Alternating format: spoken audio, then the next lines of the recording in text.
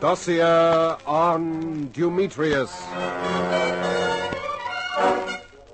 A document now gathering dust in a silent room. Gregory Keen turns the second page of the Dossier on Dumetrius.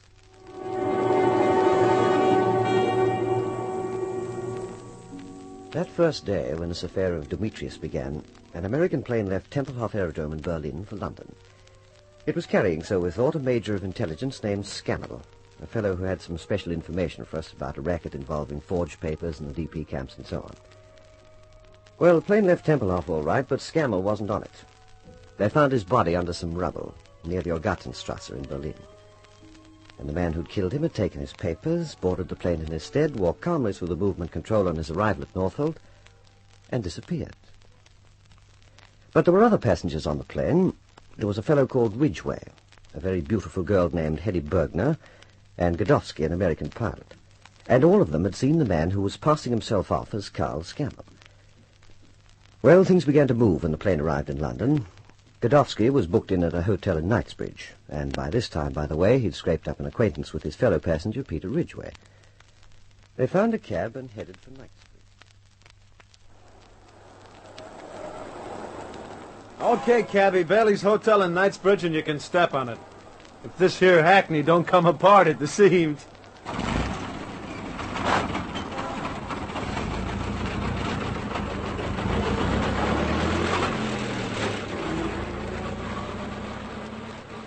Now, what do you say, Pete? If you got to stay in London for a few days before you go home to your folks and you don't have any place to park, why not share my room at Bailey's? Well, it's very decent of you, Godowsky. Say, what's this Godowsky? The name's Hank. All right, Hank. I just don't want to make a nuisance of myself, that's all. I can easily find a room somewhere. Just as you like. But here we are, both on leave. Well, if you're sure I wouldn't be in the way. I'm asking you, aren't I? I like you. You're a nice guy. All right, then. Settled. Thanks very much. Anytime, bud. Say, you remember that babe Hetty Bergner at the airport? I wonder if she's got a girlfriend, maybe. We could make it a foursome. That's if she does ring you tomorrow. Gee, she came rushing up specially to say she would, didn't she? I still say there was something funny about that. I think she was just after your address. Don't ask me why. You tried to make a date with her before we left Berlin. She turned you down. The minute we landed at Norfolk, she rushed over and said she was sorry and she'd love to go out with you. That's rather odd, don't you think? Well, if she's on the make. See, what are we worrying about? If she shows up tomorrow, we'll soon find out if she's on the level, won't we? I'll bet you an even quid she's not. So what's it to us? Plenty more babes in London. And at least I've got me a picture of her right here in my liberated Leica. Yeah, man. Hey, cabby, when did you buy this heap? Back about 1910, maybe? I could walk faster than this. On my hands.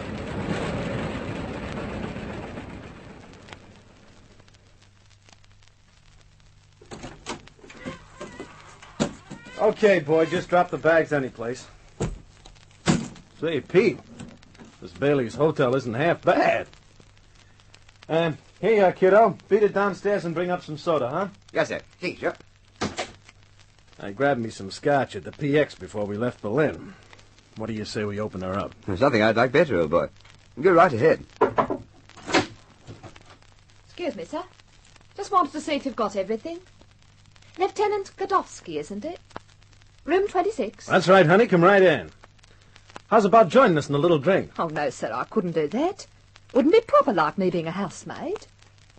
Did I leave you your towels? I guess so. Yeah, they're there. What's your name, honey? My name's Dora, sir.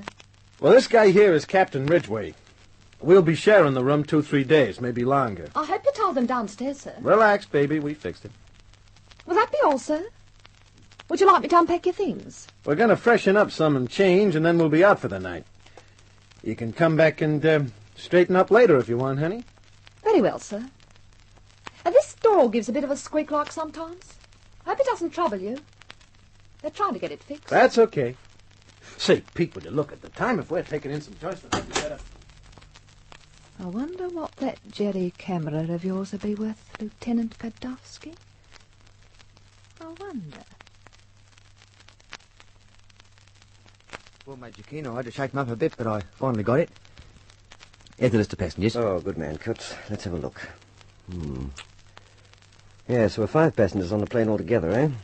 Digby Mitchell, Peter Ridgway, both 2nd Airborne Division, both home for release from the service. Yes, sir. Lieutenant Godowsky, American flyer by the look of it, Army Air Force, and Miss Hetty Bergner. An Ensign girl, she shouldn't be hard to trace. No, sir. Oh, and then, of course, there was a fellow calling himself Carl Alexis Scammell. Do we get to work on him tonight, sir? Yes, Kutz, we do. Right, well, let's see what's become of these people. Mitchell's address is in Birmingham. He'll have to wait.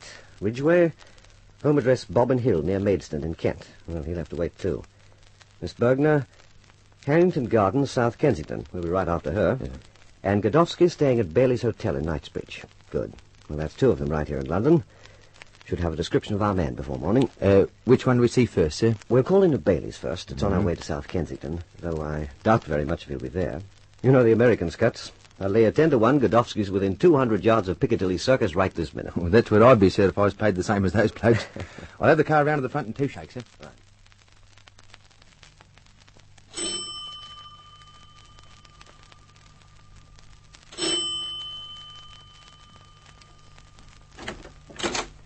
Yes?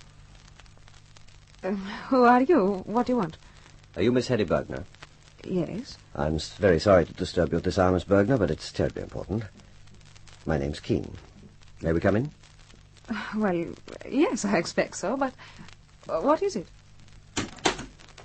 Miss Bergner, this is Sergeant Kutz, by the way. You were on an aeroplane from Berlin today, I believe. That's right. One of your fellow passengers is believed to be a murderer.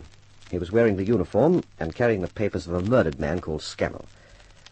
Now, we have to get a description of him as quickly as we can. Now then, with you were 2 British captains and an American lieutenant. The 4th man was wearing a major's crown. What do you want to tell us about him? Well, you'll have to let me think. I didn't really take much notice. Do you recall the man I mean? Yes, I think so. Surely you can give us some idea of what he looked like. Well, as nearly as I can remember, he was about medium height, about 35, I suppose, but I couldn't be sure. Was he an Englishman? He sounded like one. You were talking to him, were you? Oh, only a chance remark or two. Look, Miss Bergner, I'm sure you can do better than this. Now, do think back. Was he dark or fair, clean-shaven, colour of his eyes, complexion? Must have noticed something about him. I'm sorry, Mr. Keen. Major Keen.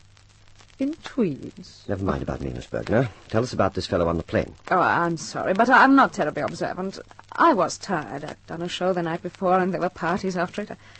I wish I could help you more, but I simply didn't take much notice of the men. I see.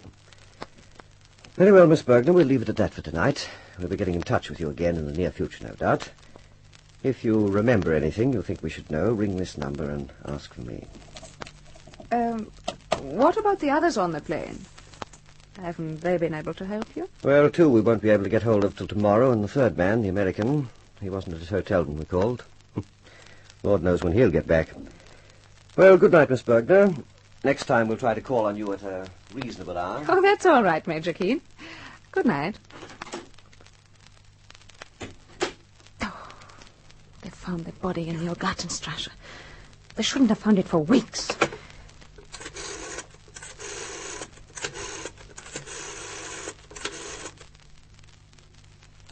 It's Hedy. You have to make certain of the American tonight. They're after you already. Yes. Yes, a man who said his name was Keen. No, I told them nothing. But you must get to the American before they do. At Bailey's Hotel. Yes? Yes, all right.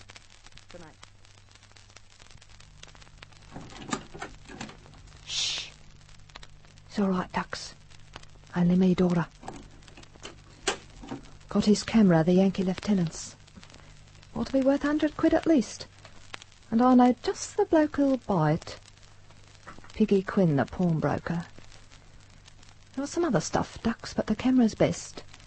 It's one of them flash jerry ones. Might get more than 100 with a bit of luck. And it's half and half, Dux, same as last time. Ha! Fresh Yanks. Easy pickings, I'll say. Shh! Listen. It's them. Godowski and the other one. Be careful. Oh boy, what a night. I'm gonna hit that hay and I'm gonna sleep and sleep and sleep. Say, Pete, how's about a nightcap, huh? Oh, no, not for me. Oh, come on, not even a little one? There is a little man with the green hat sits right there. Where? There. When he's there, no more. Not even one. Okay. Where you going? Hot bath, cold shower. It's the only way, old boy, if you want to beat that hangover. Well, I'm gonna lay me down right now. When you get back, I'll be dead. Good night, pal. Guess I better give that door something in the morning unpacking for us, huh? 1-2 pounds, maybe. Living a mine 49. Hey, where'd she put my camera? That's funny, I left it right here. I know I did. Oh, what the heck? Maybe she put it back in the bag. Maybe she put it in the closet. Hey, that's you, Peach. You forget the soap? Pete, listen, I can't find the cat. Say, who are you? Hey, you're the guy. You're the guy. What's the big idea?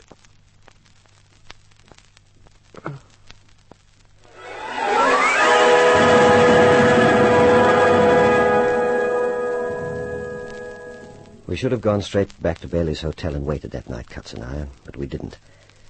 When we left the Goldbergner, we hung about for an hour to give Godowski time to get home. How could I know? How could I have foreseen what we'd find when we did get there?